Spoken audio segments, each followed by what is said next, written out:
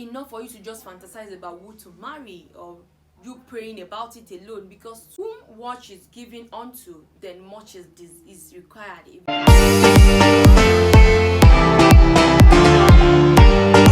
Hello beautiful people, welcome back to my YouTube channel. Your girl here as usual. Can you feel me? I mean I'm actually feeling myself so much, and because of the cap I'm wearing. Anyways, I don't know if it's match, but they said it's fine. I don't know if the color, this is burnt orange and I know I'm wearing blush pink. Don't come off for. I don't know if it's match, but anyways, we're gonna use it like that today. Okay, so on today's episode of Attracting a Godly Spouse, we will be talking on how to be a good manager or being a good manager. One of the principles I gave in that video of attracting a godly spouse was that you have to be a good manager. If you haven't seen that video, I'll put the link to that video in the description box or right here. Just click right here, you see the link is right here, so do well to watch that video. And I gave 7 principles on how to attract a God-fearing spouse, and one of those principles is that you have to be a good manager. That is all we'll be talking about today. Yes, what does it mean to be a good manager? What it simply means is you learning to put your life in order.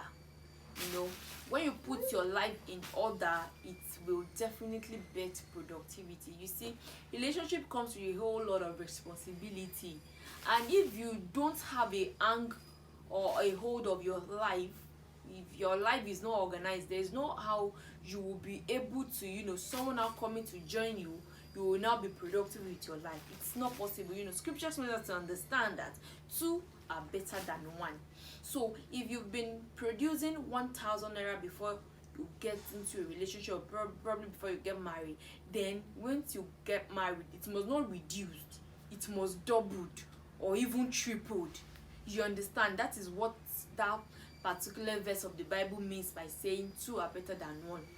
Relationship, marriage is a whole lot of work. I mean, hard work.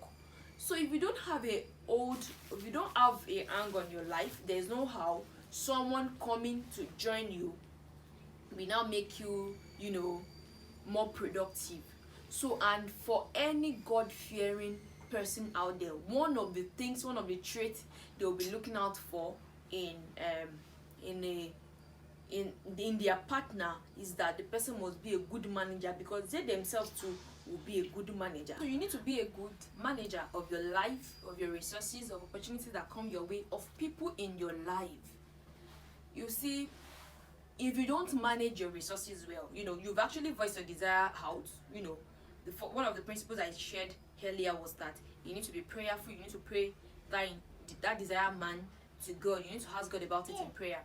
So now that you've prayed your desired man to God, I don't know the kind of desired man you want. Probably you want a successful businessman as a husband, or maybe you want a pastor, or even as the wife, you want someone that is very spiritual, very, you want a career woman and all that. Whatever you've asked God for in prayer, then you actually need to, build strength for that. You need to build capacity to be able to manage it.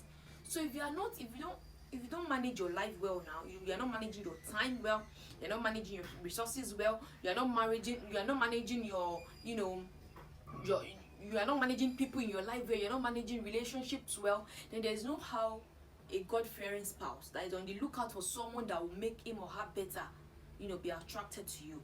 So learn to manage your time, build spiritual capacity, build financial stability. Very important.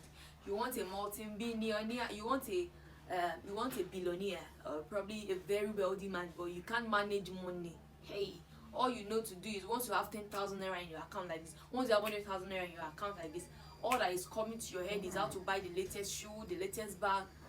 Hey girl, God-fearing spouse will not be attracted to you that way, because scriptures makes us to understand that we should manage our resources and our funds. We should manage our funds well.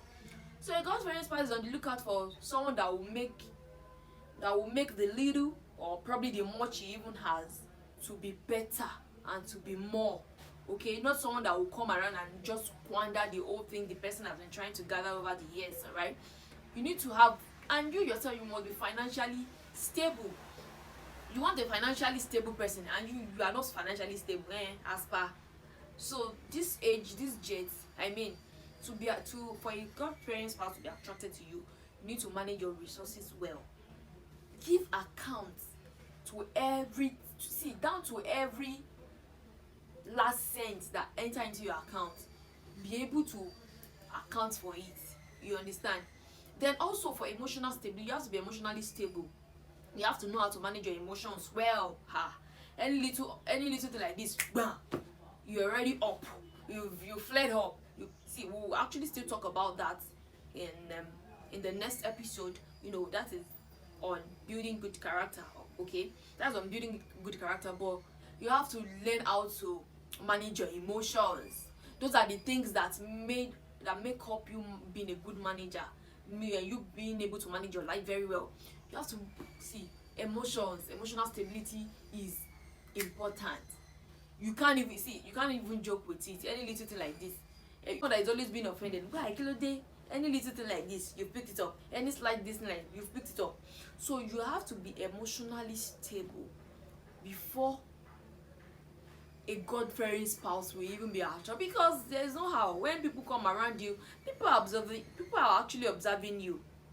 You might think people are not watching, but people are watching. Yes. So you must learn to handle your emotions. So you must learn to manage your emotions. All right. You must also build strength in the place of you must also build strength spiritually. You must have your own prayer and study time. I've seen people desiring what they are not. They will say, I want a prayerful wife, because they are not prayerful. It's not possible. A prayerful person will not look for someone that will bring down his or her fire. They will want someone that will make the fire burn more. So don't be deceived by saying that by the time I marry, or I've seen sisters say that if I marry a prayerful brother, the brother will be gingering me. Or if I marry a man of God, they will be gingering me to do spiritual exercise. Don't be deceived though.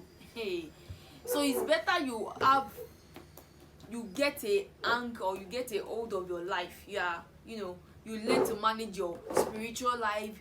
You can pray by yourself, you can study by yourself, not waiting for a spiritual man to come around and now start pushing you to pray.